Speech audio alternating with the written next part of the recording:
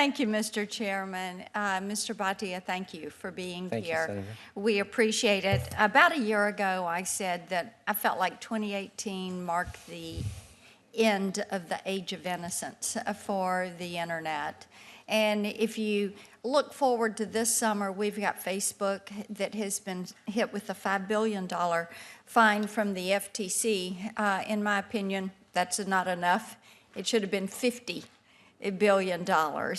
We all know they've been in violation of their privacy agreements. You all at Google are facing a Justice Department inquiry, and if Microsoft's experience with their 20-year antitrust saga is any indication, then, I hope you realize this is very serious, and it's a serious inquiry. And it seems like the problems around big tech, as it has become a mature industry, that they're just mushrooming.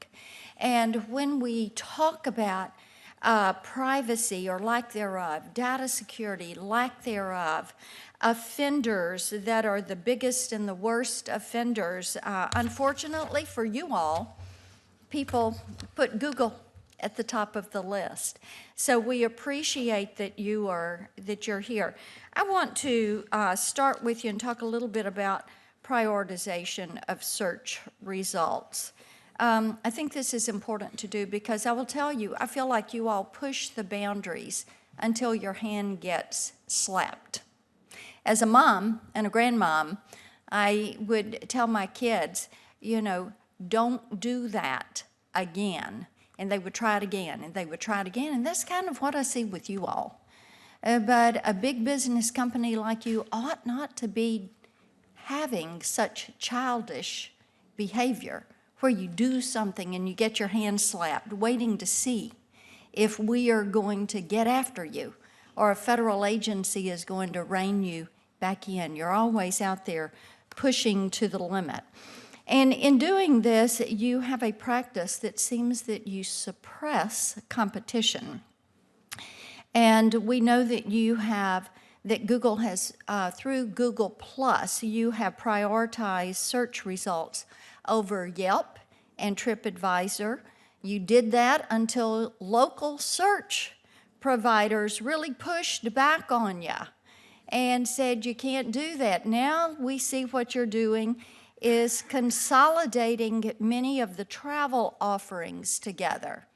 And so you're trying to push forward to dominance in the travel market, and you're doing that through an app called Trips.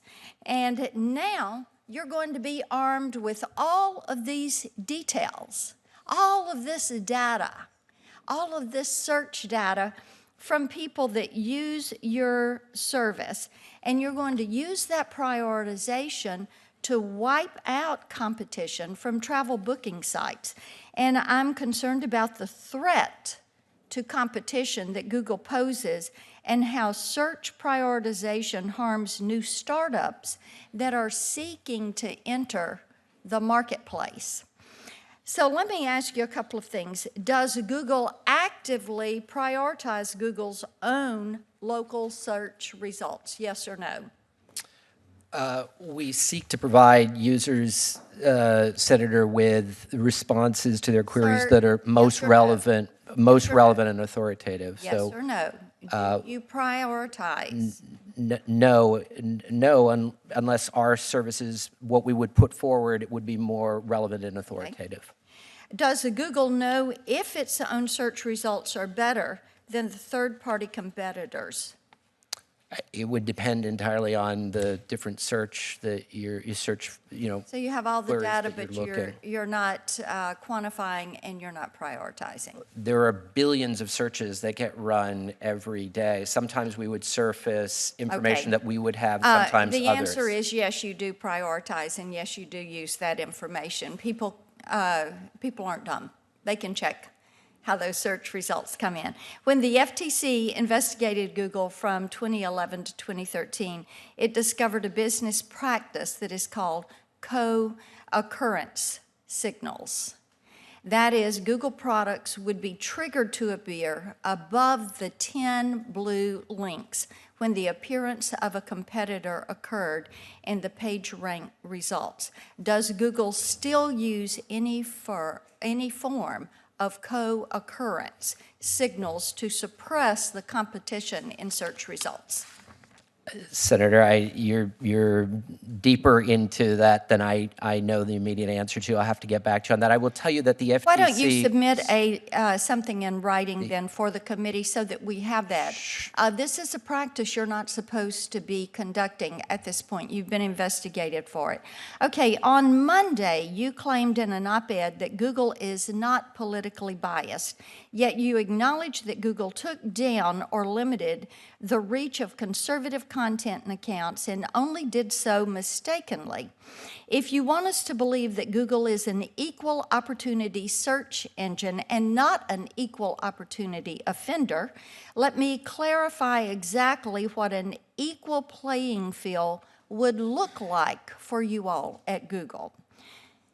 Google should equally promote video reporting in its search results, whether the article is from CNN or Fox News. Do you agree? We have both CNN and Fox News in our news corpus. Okay. Should Google equally promote news articles in its search results, whether the article be from the Huffington Post or Breitbart? We surface the results that are most responsive. Should YouTube equally promote videos from Diamond and Silk at the same time as videos from John Oliver? Again, both are in the corpus. Okay, what gets surfaced is most responsive. Thank you. I'll move on. In December 2018, reports surfaced that Google employees sought to block Breitbart from Google AdSense less than 1 month after President Trump took office.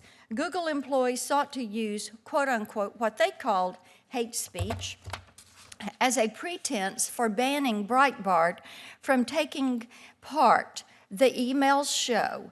Ultimately, these Google employees did not succeed in their efforts to censor Breitbart. Has your advertising platform ever enacted policies that tended to favor certain viewpoints over others? No, Madam Senator, we don't use political indicia to influence our ads. Okay.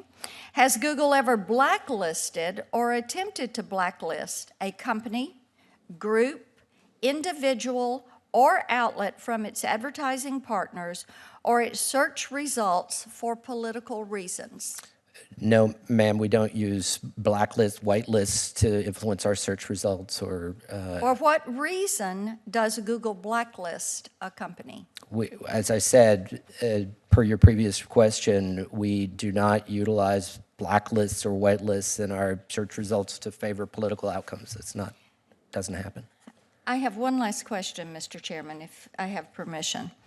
In March 2019, Google set out to form a council on the future of artificial intelligence. That is something very important to us here at this committee. One topic was fairness in machine learning. Yes, ma'am. Of the 8 members appointed to the council, only one conservative was appointed. That was Kay Cole James. She's the president of the Heritage Foundation. She is widely respected as a leader in the conservative movement. Yes. Her appointment caused 2,500 Google employees to sign onto a letter opposing her appointment. The AI panel fell apart after Ms. James was unfairly tarred and targeted for her policies. These days, we hear a lot about implicit bias. Mm-hmm.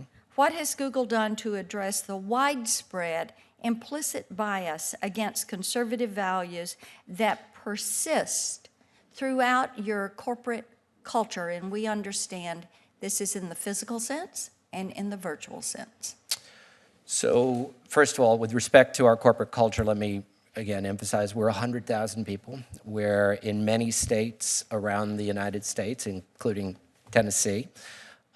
We are a diverse group of people with many different views, but we do recognize that there could potentially be challenges with implicit bias, and that's precisely the reason that we construct our search engines, construct our platforms in such a way that bias does not get built in. And so, and core to that is the system of making sure that any change in the algorithm that could be proposed or is used is run based through a rating system, a system of search raters, which consists of thousands of people throughout the United States, I think 49 states throughout the US, and any change to promote one change the algorithm as being more authoritative would need to be reviewed by We all of them. appreciate that, and at this committee, we're going to be looking and doing a deep dive into the issues of privacy, data security, antitrust, competition, censorship, prioritization, and we hope that you will come with an open mind to the table and be willing to work with us. I yield back.